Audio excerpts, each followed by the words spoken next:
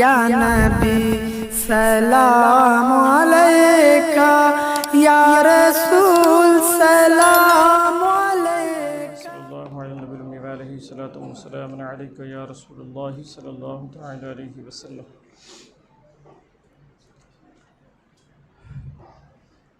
حضرات محترم، کل میں نے چند باتیں صف کے تعلق سے کی تھیں،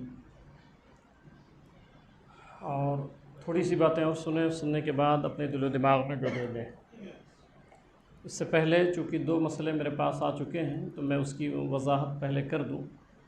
نمبر ایک تو یہ پوچھا گیا ہے کہ فرائض غسل کتنے ہیں، تو وہ 3 ہیں، ٹھیک ہے، 3 ہے۔ 3 مرتبہ کلی کرنا، 3 مرتبہ ناک میں پانی ڈالنا اور پھر پورے بدن پہ پانی بہانا، یہ غسل میں فرض ہے، بغیر اس کے غسل نہیں ہوتا، ٹھیک ہے۔ اس کی تفصیلات ہم انشاءاللہ بتائیں گے پھر۔ اور ایک مسئلہ خاص جو میں نے دیکھا ہے وہ یہ ہے کہ عموماً میں نے دیکھا ہے اپنے بچوں کو، نوجوانوں کو، اپنے بھائیوں کو، کہ وہ پینٹ اتنی نیچے پہنتے ہیں جس کی وجہ سے زمین پہ رگڑتا ہے پورا۔ اب سرکار علیہ السلام فرماتے ہیں، بخاری اور مسلم کی متفق علیہ حدیث ہے، سرکار فرماتے ہیں کہ جس کے آزار وہ زمین پر اگر کوئی گھسیٹ کے چلتا ہے تو سرکار فرماتے ہیں ایسا شخص جہنم میں جائے گا۔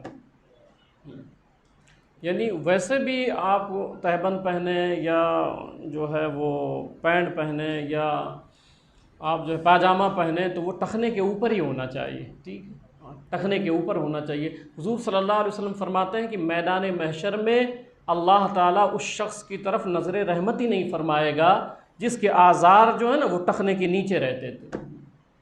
تو اس پہ احتیاط کیا کریں، اور پھر اس شخص کی نماز کامل نہیں ہوتی ہے، ایک روایت یہ بھی موجود ہے۔ اب اس پر ایک بات اور سنیں کہ ابو داؤد شریف کی حدیث ہے کہ ایک صحابی آئے تو ان کے جو آزار تھے نا وہ ٹخنے کے نیچے تھے، تو سرکار نے ان کو فرمایا جاؤ کامل وضو کر کے آؤ۔ پھر دوبارہ آئے، وہ پوری نماز پڑھے، فرمایا پھر جا کے وضو کر کے آؤ۔ پھر دوبارہ آئے تو تبارہ، فرمایا جاؤ پھر وضو کر کے آؤ۔ ایک روایت میں یہ ہے اس شخص کی نماز نہیں ہوتی ہے، اس سے مراد یہ ہوتا ہے کہ کامل نماز، ٹھیک ہے، اس کی نماز کامل نہیں ہوتی ہے جس کے پیجامے یا آزار یا پینٹ جو ہے وہ ٹخنے کے نیچے ہوتے ہیں۔ تو آپ یہ ضرور احتیاط کریں۔ پھر اللہ کے رسول کیونکہ یہ جو آزار ہے نا ٹخنے کے نیچے جو چلنے والا ہے، یہ انداز تکبرانہ ہے۔ وجہ کیا ہے اس کی؟ یہ وجہ ہے کہ یہ تکبرانہ ہے، اور سرکار فرماتے ہیں لا يدخل الجنۃ من قلبہ ذرۃ من کبر۔ سرکار نے فرمایا ایسا شخص جنت میں جا نہیں سکتا ہے جس کے دل میں ایک ذرے کے برابر بھی بڑائی ہو۔ تکبر اگر ایک ذرے کے برابر بھی ہے نا، ایسا شخص جنت میں نہیں جائے گا۔ تو یہ انداز تکبرانہ ہوتا ہے، اس لیے اس کو بدلیں، آپ اس کو بدلیں۔ تو کل میں نے ایک مسئلہ بتایا تھا بچوں کے بارے میں، پھر وہیں سے ہم شروع کرتے ہیں، کیونکہ بعد میں پھر مجھے یاد آیا، پہلے میں نے بتا دیا، پھر بچوں کو پھر یہ ہوا کہ پھر مجھے خود خیال آیا کہ کل ایسا نہ ہو کہ پہلی سب میں سارے بچے کھڑے رہیں، ہے نا۔ پھر وہ بعد میں نے سمجھایا، مگر وہ تفصیل طلب بات ہے، اس لیے میں پوری وضاحت کر دوں اس کی۔ پہلی بات تو میں اپنے بڑوں کو سمجھاؤں کہ بچوں پہ سختی نہ کی جائے۔ حضرت عمر بن خطاب رضی اللہ تعالیٰ عنہ ایک شخص کو جو ہے وہ گورنر بنا رہے تھے۔ وہ شخص بیٹھا ہوا تھا، اتنے میں ایک بچہ آیا کھیلتا ہوا، حضرت عمر رضی اللہ عنہ نے پیار کیا۔ اس نے کہا حضور میرے تو 10 بچے، اتنا پیار میں ان سے بھی نہیں کرتا ہوں۔ آپ نے وہ گورنری کا جو رکا لکھا تھا نہ پھاڑ دیا، فرمایا جو اپنے بیٹے سے پیار نہیں کرتا ہے وہ دوسرے کے بچوں سے کیا پیار کرے گا، اس لیے اس عہدے کے لائق تم نہیں ہو۔ حضور صلی اللہ علیہ وسلم گھر میں حسنین کریمین کو اپنے پشت پہ بیٹھا کے لے کے چلتے تھے۔ حضرت جابر رضی اللہ عنہ کہتے ہیں ایک مرتبہ میری نظر پڑ گئی تو میں نے دیکھا کہ سرکار لے کے چل رہے ہیں، تو سرکار فرماتے ہیں نعم الجمل جبل کا، بتاؤ تمہارا اونٹ کیسا اونٹ ہے۔ ہاں، یہ شفقتیں ہیں حضور صلی اللہ علیہ وسلم کی بچوں کے ساتھ۔ تو اتنی سختی بچوں کے ساتھ بالکل نہ کیا جائے، اور کچھ بچے شریر ہوتے ہیں ان کو سخت لہجے میں سمجھایا جائے، ان کو تنبیہ بھی کیا جائے، دونوں صورت ہے، ٹھیک ہے۔ اور پھر بچوں سے بھی اپیل ہے کہ بھی آپ چونکہ مسجد میں آتے ہیں، اللہ آپ کو سلامت رکھے۔ بچوں کا بڑا اہم کردار رہا ہے اسلام میں، بڑا اہم کردار رہا ہے، اور بچے تو ایسے ایسے عاشق رسول ہیں کہ بڑے بڑے حیران ہو جاتے ہیں، ہاں بڑے بڑے حیران ہو جاتے ہیں۔ میں چونکہ بات آئی تو میں سنا دوں کہ حضرت عمیر بن سعد ان کی عمر ہی 5-6 سال تھی، اور یہ اپنے چچا جلاس بن سوید کے ساتھ سرکار کے دربار میں جایا کرتے تھے، حضور صلی اللہ علیہ وسلم کی باتیں سنتے تھے۔ 5-6 سال عمر تھی، سنتے سنتے حضور کے عاشق ہو گئے۔ بچپنا ہے، 5-6 سال عمر ہے، اور اپنے چچا کے ساتھ جاتے تھے، سنتے سنتے عاشق رسول ہو گئے۔ ایک دن چچا سے کہا چلیں گے سرکار کے دربار میں؟ تو چچا نے کہا مجھے کام ہے، جلاس بن سوید نے، مجھے کام ہے، آج میں نہیں جا پاؤں گا۔ تو حضرت عمیر خود ہی چلے گئے۔ جو چلے گئے وہاں سرکار کی باتیں سنی، آئے بہت خوش تھے۔ چچا سے کہا جلاس بن سوید سے، کہا چچا آج میں نے دیکھا حضور صلی اللہ علیہ وسلم قیامت کا منظر بیان فرما رہے تھے، ایسا ہوگا ایسا ہوگا ایسا ہوگا، حضور کی باتیں کرنے لگے۔ حضور صلی اللہ علیہ وسلم خود فرماتے ہیں علموا اولادکم ثلاثۃ خصال، سرکار نے فرمایا نا اپنی اولادوں کو 3 چیزیں سکھاؤ، 3 باتوں کی تنبیہ کرو۔ صحابہ نے پوچھا سرکار کیا ہیں؟ پہلی جو چیز سرکار نے سکھائی ہے، فرمایا اپنی اولاد کو جو پہلی تعلیم دو حب نبیکم، وہ اپنے نبی کے عاشق بن جائیں، اپنے نبی سے محبت کرنے لگ جائیں۔ تو پہلی تعلیم اپنی اولاد کو یہ دو، یہ سرکار نے سکھایا ہے۔ تو انہوں نے جب بتایا تو یہ منافق تھا، سرکار کے پیچھے نماز پڑھتا تھا، سرکار کا کلمہ پڑھتا تھا، جو چچا تھا جلاس بن سوید، یہ منافق تھا۔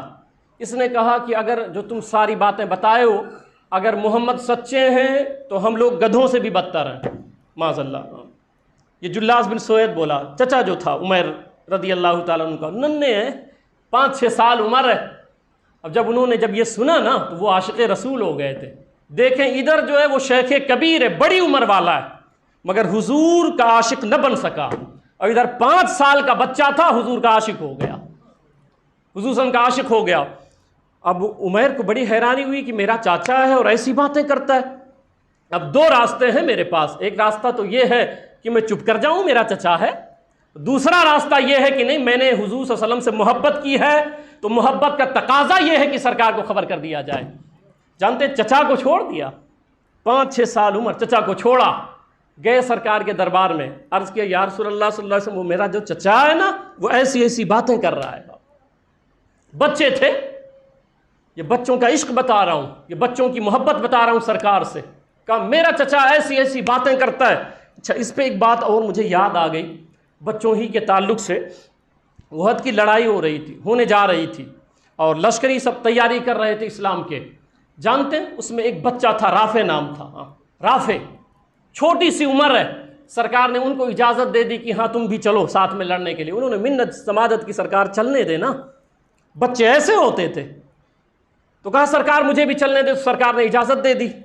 اور جب سرکار نے اجازت دے دی تو ایک بچہ اور بھی کھڑا ہوا تھا، تو اس کو سرکار نے اجازت نہیں دی، تو وہ آیا رو پڑا، کہا سرکار ہمیں بھی اجازت دے دینا، میں بھی چلوں۔ تو سرکار نے فرمایا نہیں تمہیں نہیں۔ تو کہا سرکار مجھے اس سے کشتی لڑا دینا، میرے دونوں میں کشتی کرا دے، اگر میں اس کو پٹخ دیا تو مجھے لے کے چلے نا، پھر میں زیادہ طاقتور ہوں اس سے، جب اس کو اجازت ہے۔ قربان جائیں ایسے عاشق رسول رہتے تھے کہ جب وہ بچے کی کشتی ہوئی سرکار کے سامنے تو رافع کو سرکار نے اجازت دے دی تھی۔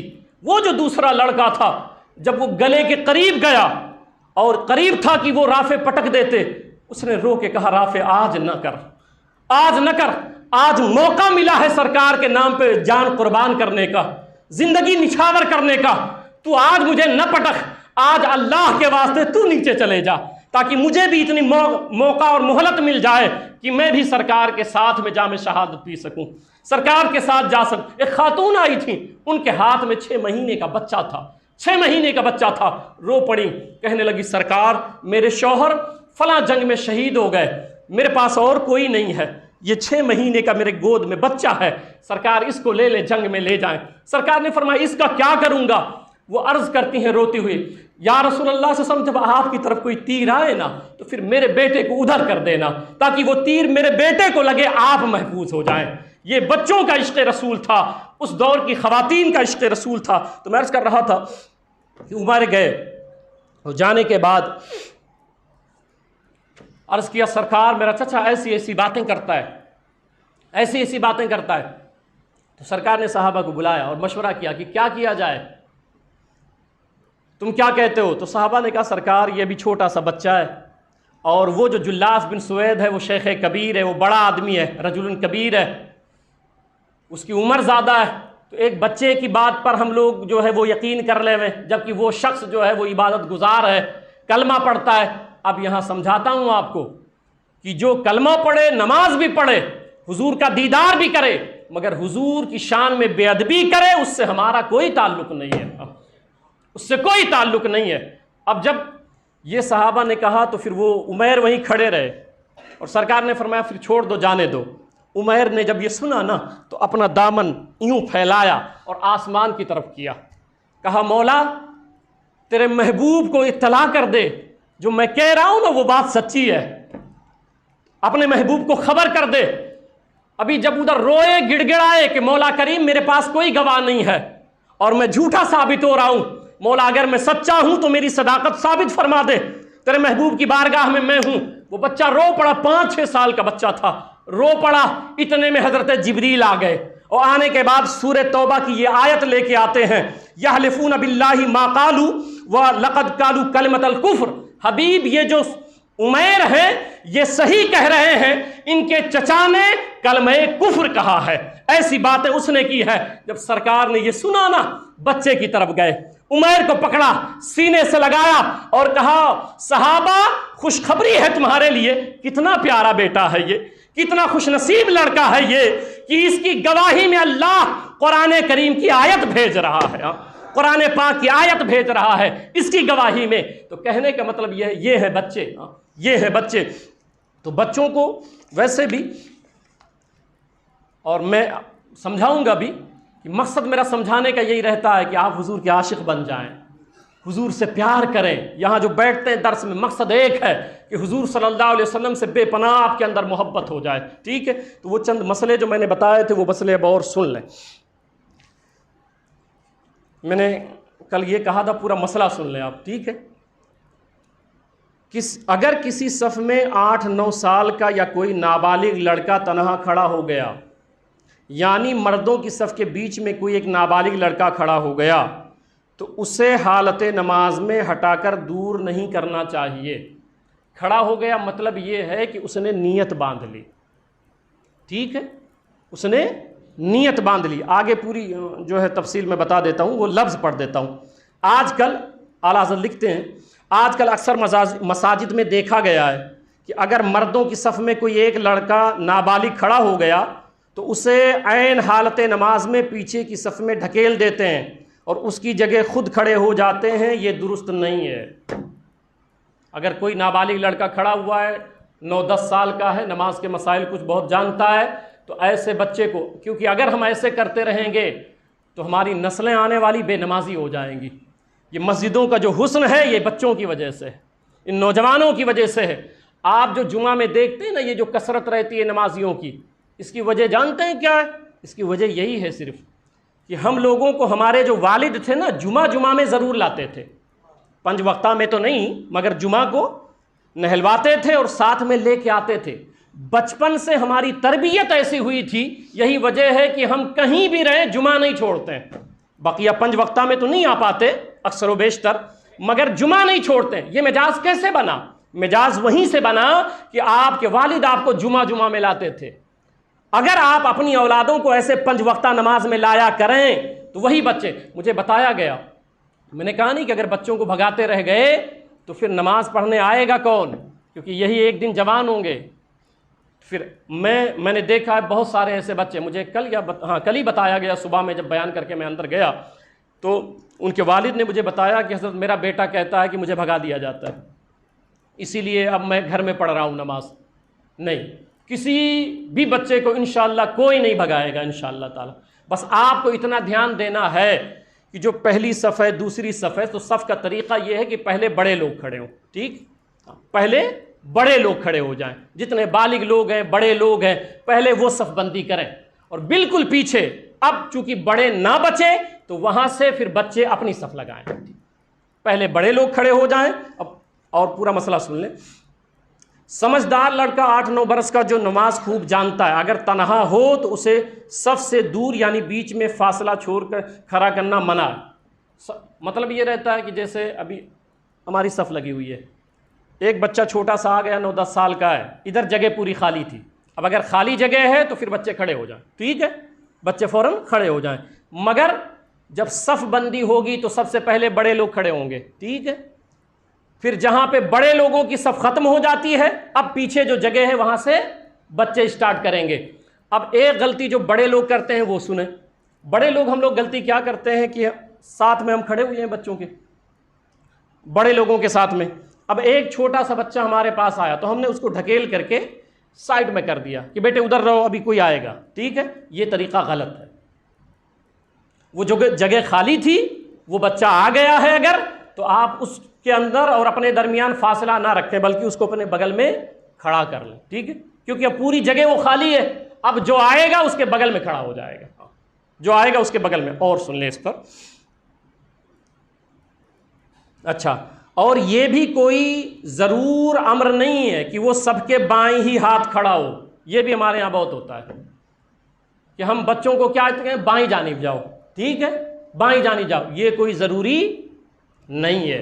اگر دائیں جانب جگہ خالی ہے تو دائیں کھڑے ہو سکتا ہے، اگر بائیں جانب خالی جگہ ہے تو بائیں جانب کھڑا ہو سکتا ہے، مگر صرف اتنا دھیان رہے کہ جب صف بندی کریں گے تو سب سے پہلے بڑے کھڑے ہوں گے، اور پھر جو خالی جگہ پیچھے بچتی ہے اس میں پھر بچے اپنی صفیں بنائیں گے، ٹھیک؟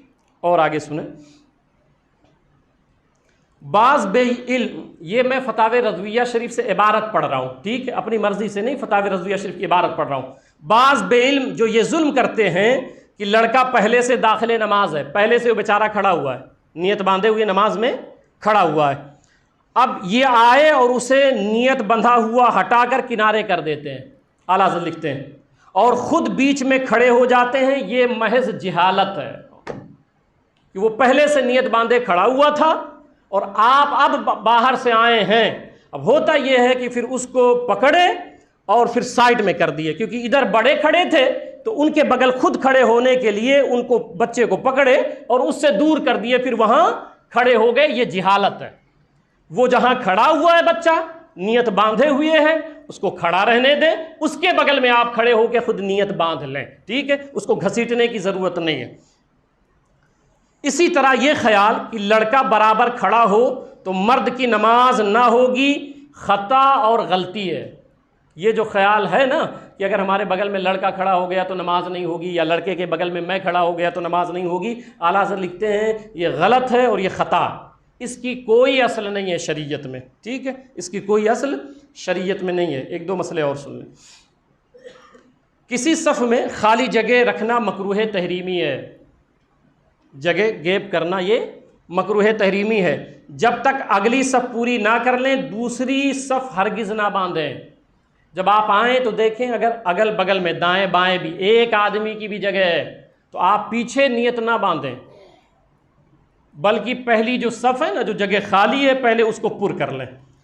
اگر پہلی صف میں جگہ خالی ہے، اس کو غور سے سنیے گا، یہ زیادہ آپ لوگوں کے ساتھ ہوتا ہے، اگر پہلی صف میں جگہ خالی ہے اور لوگوں نے پچھلی صف باندھ کر نماز شروع کر دی تو اس کو چیر کر بھی جانے کی اجازت ہے۔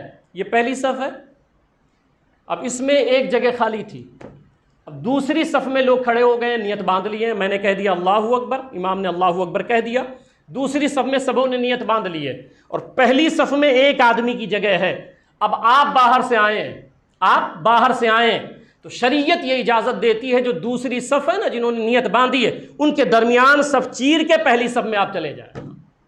یہ شریعت اجازت دیتی ہے کہ جو نیت باندھے ہیں وہ ان کی صف چیر کر کے وہ جو پہلی صف میں خالی جگہ ہے نا اس کو پر کر لیں۔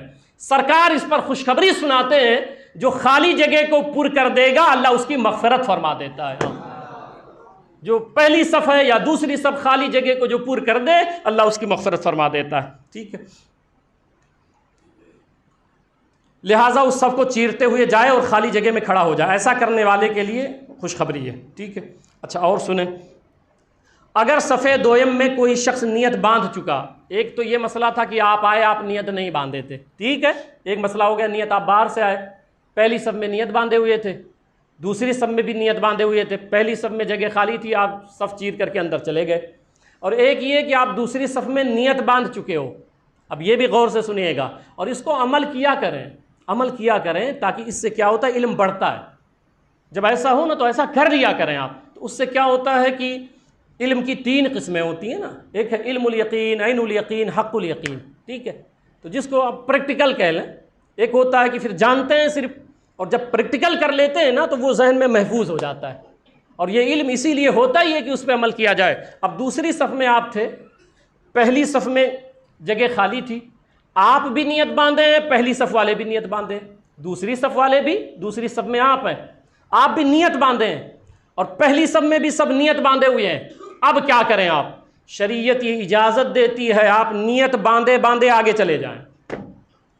اگر پہلی صف میں جگہ ہے تو آپ نیت باندھے باندھے دوسری صف سے پہلی صف میں آ جائیں، آپ کی نماز ہو جائے گی، ٹھیک ہے؟ ہاں، یہ کیا کریں۔ کبھی ایسا نظر آ جائے پہلی صف میں یا تیسری صف میں ہے، دوسری صف میں ایسی جگہ خالی نظر آئی آپ کو، آپ نے نیت باندھ لی تھی، سامنے ہی جگہ خالی تھی، تو آپ نیت باندھے باندھے تیسری میں ہے تو دوسری میں آ جائیں، دوسری میں ہے تو پہلی میں آ جائیں۔ ہاں، ایک مسئلہ یہاں سن لیں، 2 صف کے مقدار نہیں چل سکتے آپ۔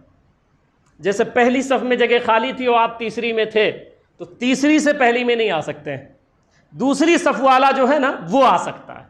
کیوں؟ کیونکہ یہ زیادہ چلنا ہو گیا، 2 صف کا زیادہ چلنا ہو گیا۔ اجازت شریعت کی 1 صف کی مقدار، ٹھیک، 1 صف کی مقدار۔ اچھا،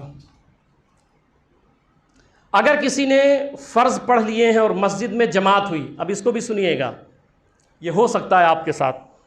اگر کسی نے فرض پڑھ لیے ہیں اور مسجد میں جماعت ہوئی تو ظہر عشاء میں ضرور شریک ہو جائے۔ آپ ظہر کی نماز گھر پہ پڑھ لیے تھے، یا مسجد میں آئے تھے پڑھ لیے تھے، یا باہر سے پڑھ کے آ رہے تھے، اور یہاں پہ ظہر کی نماز شروع ہو گئی، جماعت شروع ہو گئی، تو آپ بھی جماعت میں شریک ہو جائیے۔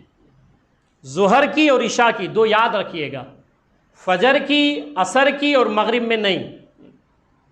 اس کو ذہن میں بیٹھائیے گا، ورنہ ہوتا یہ عموماً مسئلہ کچھ اور بتایا جاتا ہے، پھر کہیں ہوتا یہ ہے کہ آپ بتا نہیں پاتے ہیں، پھر وہ مسئلہ دوسرا ہو جاتا ہے۔ تو ظہر میں اور عشاء میں، اچھا اس کی وجہ بھی سمجھا دیتا ہوں۔ عصر کے بعد نفل نماز نہیں ہے، عصر کے بعد نفل نماز نہیں ہے، فجر کے بعد نفل نماز نہیں ہے، اور 3 رکعت کوئی اور نماز ہوتی نہیں ہے نفل کی، مغرب اگر آپ پڑھ رہے ہیں تو، اس لیے ان تینوں کو نکال دیں آپ۔ عصر کے بعد کوئی نفل نہیں، ورنہ آپ عصر پڑھ لیتے وہ نفل بن جاتی، مگر عصر کے بعد کوئی نفل نہیں ہے۔ فجر میں شریک ہو جاتے تو جو پڑھ کے آئے تھے فجر، وہ فجر رہتی، یہ نفل ہو جاتی، مگر فجر کے بعد کوئی نفل نہیں ہے، اس لیے شریک نہیں ہو سکتے ہیں۔ مغرب میں اس لیے نہیں شریک ہو سکتے ہیں کہ نفل کوئی 3 رکعت ہوتی نہیں ہے، اسی لیے ظہر اور عشاء صرف۔ اگر آپ باہر سے پڑھ کے آئیں اور جماعت یہاں شروع ہو گئی ہے تو آپ ظہر میں شریک ہو جائیں، یہ آپ کے لیے نفل ہو جائے گی۔ عشاء پڑھ کے آئے ہیں، یہاں عشاء کی جماعت کھڑی ہو گئی ہے، آپ اس میں شریک ہو جائیں، ٹھیک ہے۔ اگر کسی نے تنہا فرض شروع کر دیے، فرض نماز تنہا پڑھ رہے تھے اور اس کے فرض شروع کرنے کے بعد جماعت قائم ہوئی اور اس تنہا پڑھنے والے نے پہلی رکعت کا سجدہ نہ کیا ہو تو اسے شریعت مطہرہ اجازت دیتی ہے وہ نیت توڑ کر کے آ جائے۔ تنہا فرض نماز کی نیت باندھی تھی آپ نے، اور ابھی پہلی رکعت آپ نے شروع کی تھی، سجدہ نہیں کیا تھا، تو اب نیت توڑ دیں، آپ جماعت میں شریک ہو جائیں، ٹھیک ہے۔ اچھا، اب اور کوئی مسئلہ ہو تو پوچھ لیں میں آپ، ٹھیک ہے۔ اچھا، ایک طریقہ آج بتا دیتا ہوں، وہ یہ کہ اب ہو یہ رہا ہے کہ ہمارے بہت سے بڑے بوڑھے جو ہیں نا، وہ مسئلہ جو ہے پوچھ نہیں پا رہے ہیں۔ یہ مجھے کچھ بچوں نے بتایا کہ حضرت بہت سارے لوگ پوچھنا چاہتے ہیں تو وہ پوچھ نہیں پاتے ہیں آپ سے، وہاں پہ کھڑے نہیں ہو پاتے ہیں یا ویسے نہیں پوچھ پاتے ہیں، تو ان کے لیے راستہ یہ نکالا ہے ہم نے کہ میں فجر سے پہلے بیٹھتا ہوں آفس میں، ٹھیک ہے، تو فجر سے پہلے جب بیٹھتا ہوں تو آپ صرف آ کے مجھے بتا دیا کریں کہ حضرت یہ مسئلہ ہے میرا، ٹھیک ہے، تو میں آپ کا نام بھی نہیں بتاؤں گا اور کم سے کم اس کا جواب یہاں سب کو بتا دیا کروں گا، بس صرف اتنا کہہ دوں گا کہ ایک صاحب نے یہ سوال کیا ہے، ٹھیک ہے۔ تو آپ لوگ کوشش کریں کہ کم سے کم یہ رمضان شریف میں جو سلسلہ ہم نے شروع کیا ہے تو کم سے کم نماز کے مسائل، خاص طور پہ نماز کے، روزے کے، یہ مسائل آپ سیکھ لیں، کیونکہ پھر یہ موقع بار بار نہیں ملتے ہیں، ٹھیک ہے جی۔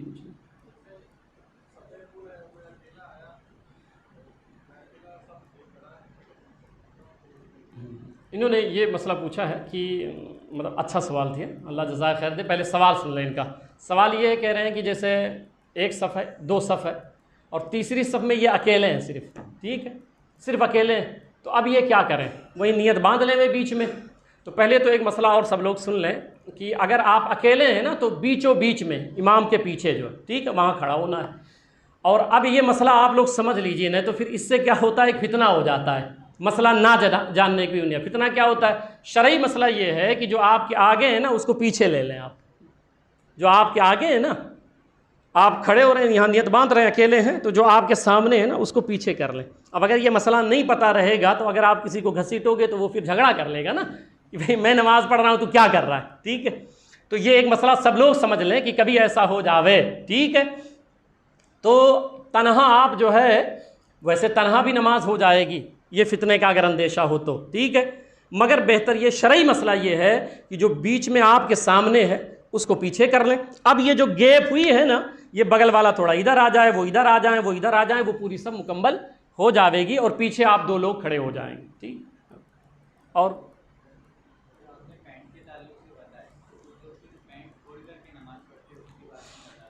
جی ان کا سوال یہ ہے کہ پینٹ جو یا آزار یا جو بھی پہنتے ہوں وہ موڑ کر کے, تو کف ثوب عربی میں ایک جملہ کہا جاتا ہے کف ثوب یعنی کپڑے کا لپیٹنا, ٹھیک ہے.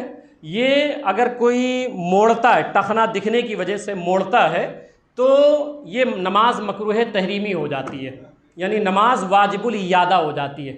جو لوگ پینٹ موڑ لیتے ہیں نا ٹخنے کی وجہ سے, یہ ویسے آپ چھوڑ دیں گے نماز ہو جائے گی. دلیل آپ پوچھیں گے مجھ سے تو حضرت ابوبکر صدیق رضی اللہ تعالیٰ عنہ سرکار کی بارگاہ میں گئے اور عرض کیا یا رسول اللہ صلی اللہ علیہ وسلم میرا آزار نیچے چلا جاتا ہے ٹخنے کے, نماز پڑھتا ہوں تو. اب یہ دلیل سنا رہا ہوں. تو میرا آزار ٹخنے کے نیچے چلا جاتا ہے تو میں کیا کروں؟ تو حضور صلی اللہ علیہ وسلم نے فرمایا کہ تمہارا تکبر سے نہیں اس لیے نماز ہو جاتی ہے, ٹھیک ہے. اس لیے جو ہے وہ عموماً تکبر کا خیال نہیں رہتا ہے, مگر کپڑے ایسے سلائیں جو ٹخنے کے اوپر ہی رہیں, ٹھیک ہے, تاکہ موڑنے کی نوبت نہ آئے. اگر کوئی موڑتا ہے تو نماز واجب الاعادہ ہوتی ہے, یعنی مکروہ تحریمی ہو گئی, وہ نماز واجب الاعادہ ہوگی. صحیح مسلم میں روایت موجود ہے, سرکار علیہ السلام نے فرمایا ہے کہ کف ثوب جائز نہیں, ٹھیک ہے. ہاف ٹی شرٹ کا مسئلہ ایسا ہے کہ مکروہ ہے, ٹھیک ہے, مگر اس کو سن لیں, اس کی مزید وضاحت کر دیتا ہوں. ابھی موجودہ پاکستان کے مفتی اعظم حضرت علامہ مفتی منیب الرحمان صاحب قبلہ جو مفتی اعظم پاکستان ہے, ٹھیک ہے, یہ مکروہ کیوں تھی اس کی علت اب چونکہ اتنی پائی نہیں جاتی ہے, اس لیے علماء نے کہا کہ اب نماز ہو جائے گی بکراہیت تنزیہی, ٹھیک ہے, تحریمی نہیں. کیوں؟ وجہ علت سن لیں. مفتی اعظم پاکستان علامہ منیب الرحمان نے یہ فتویٰ دیا ہے کہ چونکہ اب جو ہے نا یہ نماز کیوں نہیں ہوتی تھی, اس کی وجہ یہ تھی کہ آپ جو ہے نا وہ لباس پہن کے اپنے سیٹ کے پاس نہیں جا سکتے تھے, یا کسی عزت دار شخص کے پاس وہ لباس پہن کے نہیں جا سکتے تھے. تو نماز میں کیوں؟ اب چونکہ وہ ماحول نہیں رہا, وہ علت ختم ہو گئی جس علت کی بنیاد پہ نماز نہیں ہوتی تھی, تو مفتی اعظم پاکستان نے یہ فتویٰ دیا ہے. ویسے حالانکہ مسئلہ یہی ہے کہ اختلاف سے بچنا چاہیے, بہتر ہے کہ آپ زینت کے ساتھ نماز پڑھنے آئیں, یعنی پورا جو ہے وہ آستین والا کپڑا پہنے, اور بائی چانس ایسا ہو جاتا ہے تو ایسا نہیں کہ پھر نماز چھوڑ دیں, ٹھیک ہے, ایسا نہ کریں.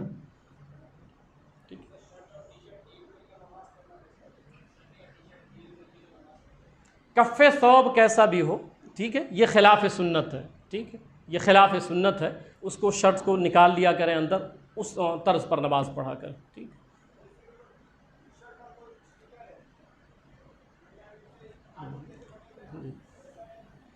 اب کل سے ایسا کیجئے گا, سب لوگ مسئلے لکھوا دیجئے گا, کیونکہ میں اصل میں وقت ہو جاتا ہے اور کافی لوگ پوری رات جاگتے ہیں, اس لیے کل لکھوا دیا کریں گے تو میں فٹافٹ فوراً پھر بھی میں جواب دے دیتا ہوں. ان کا سوال یہ ہے کہ جیسے ٹی شرٹ پہ کوئی تصویر بنی ہے, ٹھیک ہے, اگر وہ ایسی تصویر ہے جو جاندار کی تصویر ہے, یعنی پیڑ پودے کی نہیں ہے, مکان کی نہیں ہے, تو ایسے ٹی شرٹ یا ایسے شرٹ سے نماز نہیں ہوتی ہے, نماز مکروہ تحریمی ہوتی ہے. اور اگر اس پہ درخت کا ہے یا بے جان تصویر ہے, یا فوٹو ہے مگر گردن نہیں ہے, کیونکہ تصویر کا حکم گردن سے آتا ہے نا, چہرے سے آتا ہے, ٹھیک ہے, تو اگر اس پہ کوئی تصویر ایسی بے جان کی بنی ہوئی ہے تو نماز ہو جائے گی. اور اگر جاندار کی تصویر بنی ہوئی ہے, انسان کی ہے, جانور کی ہے, پرندے کی ہے, تو اس سے نماز نہیں ہوتی ہے. ایک مسئلہ یہاں اور بتا دیتا ہوں, اگر ایسا ٹی شرٹ آپ نے پہنا تھا اوپر سے کرتا ہے, یہ بھی مسئلہ سن لیں ساتھ میں نا, پھر کہ اندر ایسا آپ نے پہنا تھا اور اوپر سے کرتا تھا تو نماز آپ کی ہو جائے گی, ٹھیک ہے, کھڑے ہو جائیں.